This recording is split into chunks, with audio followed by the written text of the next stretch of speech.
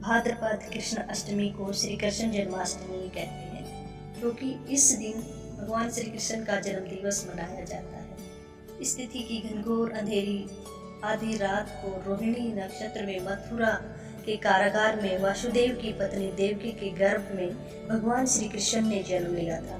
यह तिथि उसी शुभ घड़ी की याद दिलाती है और सारे देश में बड़ी धूमधाम से मनाई जाती है। जन्माष्टमी के दिन भगवान श्री कृष्ण की जन्म संबंधी कथा भी सुनते सुनाते हैं, जो इस प्रकार है। द्वापर युग में भोजवंशी राजा उग्रसेन मथुरा में राज्य करता था। उसके पुत्र ने उसे गद्दी से उतार दिया और स्वयं मथुरा का राजा बन बैठा।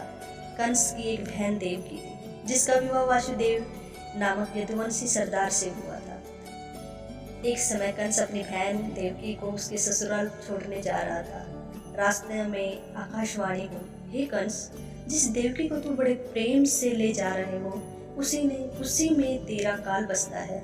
इसी के गर्भ से उत्पन्न 8वां बालक तेरा वध करेगा। यह सुनकर कंस वासुदेव को मारने के लिए उद्यत हुआ। तब देवकी ने उसे विनय पूर्वक कहा, मेरे गर्भ में जो संतान होगी उसे मैं तुम्हारे सामने ला दूंगी। बहनों ही को मारने से क्या लाभ होगा। कंस ने देवकी की बात मान ली और मथुरा वापस चला गया। उसने वासुदेव और देवकी को कारागार में डाल दिया।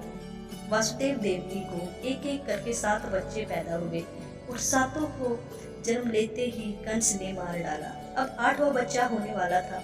कारागार में उन पर बड़े पहरे बैठा दिए गए। उसी समय नंद की पत्नी यशोदा को भी बच्चा होने वाला था। उन्होंने वासुदेव देवकी के दुखी जीवन को देख 8वें बच्चे की रक्षा का उपाय रचा। जिस समय वासुदेव देवकी को पुत्र पैदा हुआ, उसी समय संयोग से यशोदा के गर्भ से एक कन्या का जन्म हुआ, जो और कुछ नहीं सिर्फ माया ही थी।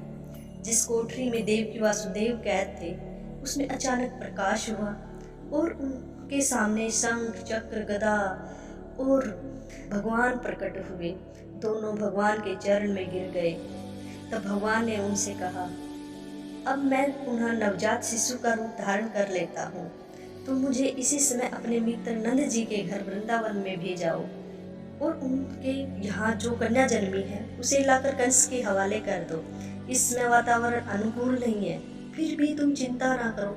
जागते हुए पहरेदार सो जाएंगे, कारागार के फाटक अपने आप खुल जाएंगे और उफनती अथाह यमुना तुमको पार जाने का मार्ग दे देगी। उसी समय वासुदेव ने नवजात शिशु रूप श्री कृष्ण को सूप में रखकर कारागार से निकल पड़े और अथाह यमुना को पार कर नंद जी के घर पहुंचे। वहां उन्होंने नवजात शिशु को यशोदा के साथ सुला दिया और कन्या को लेकर मथुरा आ गए। कारागार के फाटक पूर्वतः बंद हो गए। अब कंस को सूचना मिली कि वासुदेव देवकी को बच्चा पैदा हुआ है। उसने बंदी गृह में जाकर देवकी के हाथ से नवजात कन्या को छीनकर पृथ्वी पर पटक देना चाहा, परंतु वह कन्या आकाश में उड़ गई और वहां से कहा, अरे मूर्ख, मुझे मारने से क्या होगा। तुझे मारने वाला तो वृंदावन में जा पहुंचा। वह जल्द ही तुझे तेरे पापों का दंड देगा। यह है कृष्ण जन्म की कथा। जय श्री कृष्ण।